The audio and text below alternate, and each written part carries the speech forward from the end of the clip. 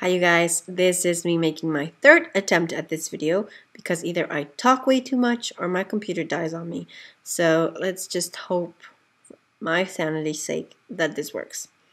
First and foremost, I wanted to take a moment and thank you from the bottom of my heart for the outpour of love and support that I received from this community via comments, and just it means so much to me. I myself don't know what it is that I want to hear or what it is that I need to hear, and to have so many of you leave comments that are so spot on, nothing more than an I'm sorry, or I wish I could give you a hug, or helpful advice, and sending me even private messages. I am incredibly overwhelmed, good overwhelmed, and it warms my heart. So I don't know what I would be doing if I didn't have this outlet and this support. So it means the world to me. I'll try to be as concise as possible. I did make a cheat sheet. Hopefully it'll help me babble less. How have I reacted to this whole thing? Differently than I had expected, frankly.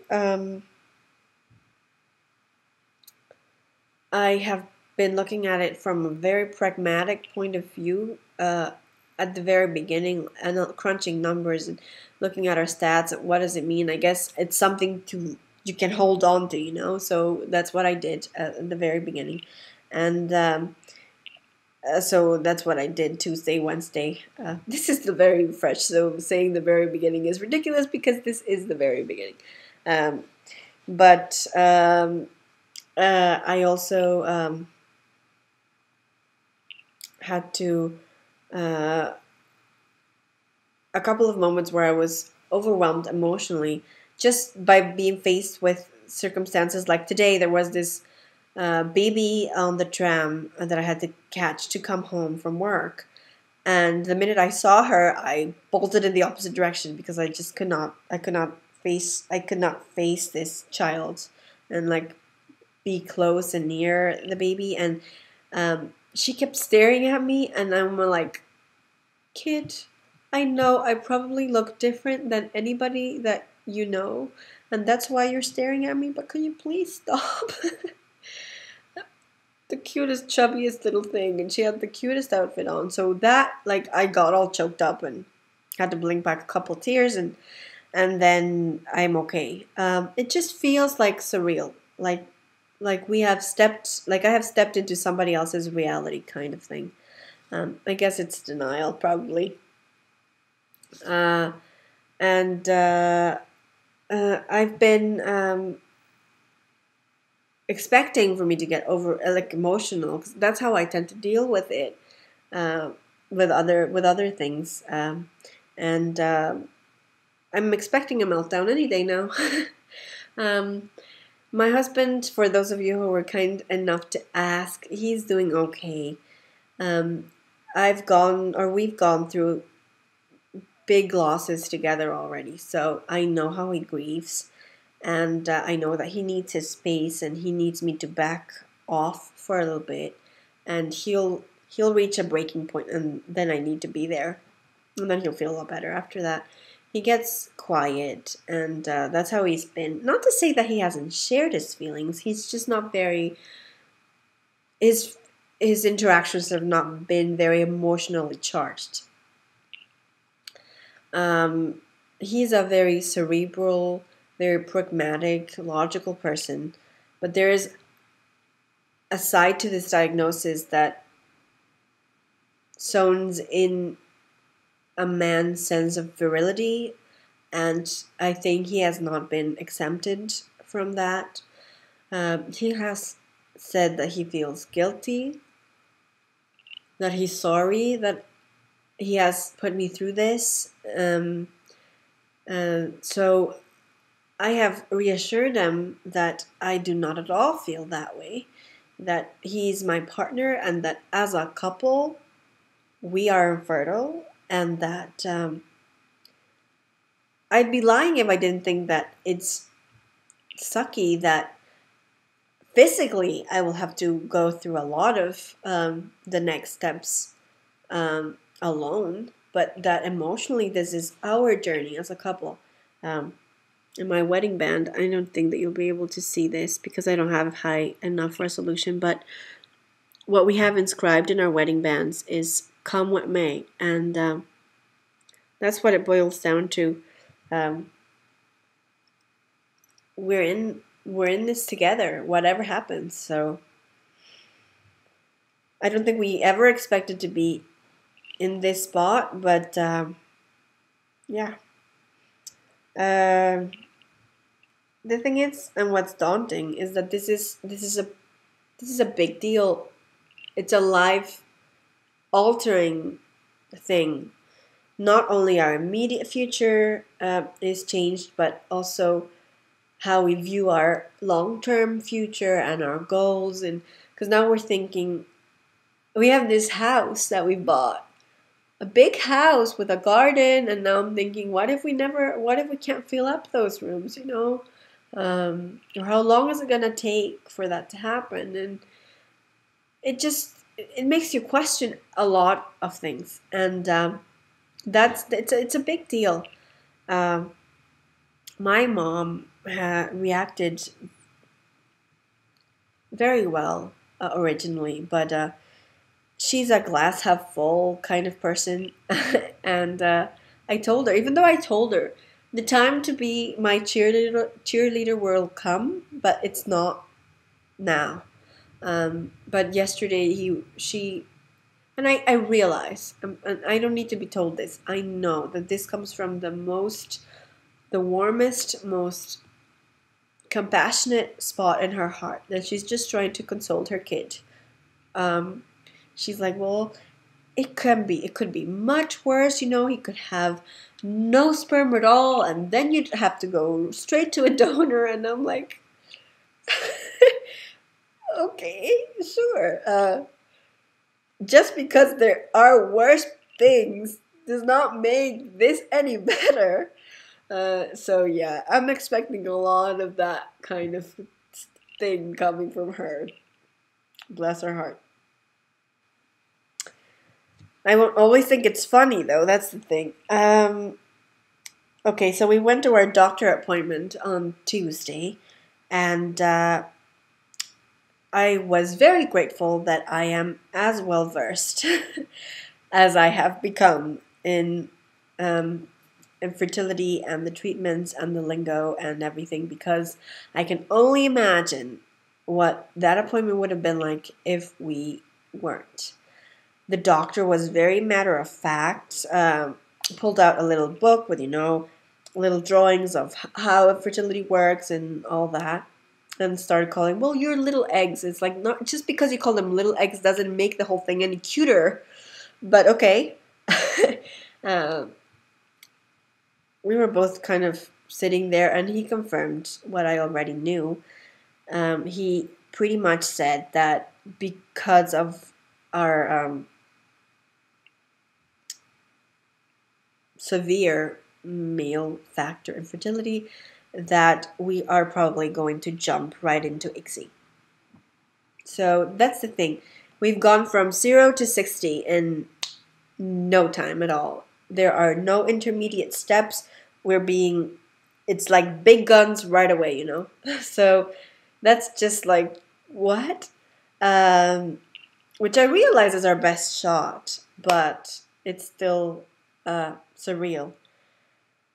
And it was really, really cool that in the same hallway where the fertility clinic is, all the obstetricians are in the exact same hallway. So we were waiting next to like pregnant ladies and babies, not pregnant babies. That would just be too much. And I can just see how this is going to become an ongoing issue. And I've heard this from other people, that why do you need to, why does it need to be? I realize that they're related, but don't you realize the enormity of, I mean, just psychologically, the impact that has can have. Anyhow, the doctor right away said that this was out of his league, and he referred us to the fertility center or the fertility clinic right there at the hospital. We managed to book an appointment already for the 6th of October in the morning, our time, and the clinic has already followed up. They sent us an email, and there's this questionnaire that we have to fill out that I haven't read yet, so I'll probably go through that with you guys. It's in Dutch, so I have to translate, but yeah. Okay, so the doctor, wait, what am I at? 10, okay. The doctor did do an exam. I got introduced to Wandy, transvaginal sonogram. Ever the pleasant experience to be spread like wide eagle with your foot on stirrups. It never gets old. And to add insult to injury, I was ovulating that day. Very late, by the way, and not what my chart says. My chart says I ovulated in cycle day 16, and the doctor, however, and he showed me, I had a very nice looking follicle on my right ovary. It was 23 millimeters. My lining was very good, he said, very nice and thick. And I had a positive OPK on cycle day 16, which could indicate that I would ovulate the next day, but then why did I have a temperature dip on cycle day 16? I'm kind of confused. Not that it matters. So yeah, my husband stayed outside of the room when he did that. I wish he would have come in so that he could see. But okay, he didn't. And so he said, it seems to be fine with me. He also said that he didn't want to, he wouldn't recommend my having an HSG because he said himself, it's a quite painful procedure. And if we were going to do an IUI, that it would be the way to go for me, but since we're probably going to skip straight into IVF, that it won't be necessary and that they wouldn't want to put me through any unnecessary pain. So that was cool. What else? We cannot go through an IUI. It's ridiculous. They expect to have, and keep in mind, every clinic has different they have different guidelines and different numbers that they expect and what their minimums are and whatnot. Each clinic has rates that they want to maintain statistically. So, but for what I can see on Dr. Google, basically they are hoping to have at least for an IUI, anywhere between 3.5 to 5 million, like post wash.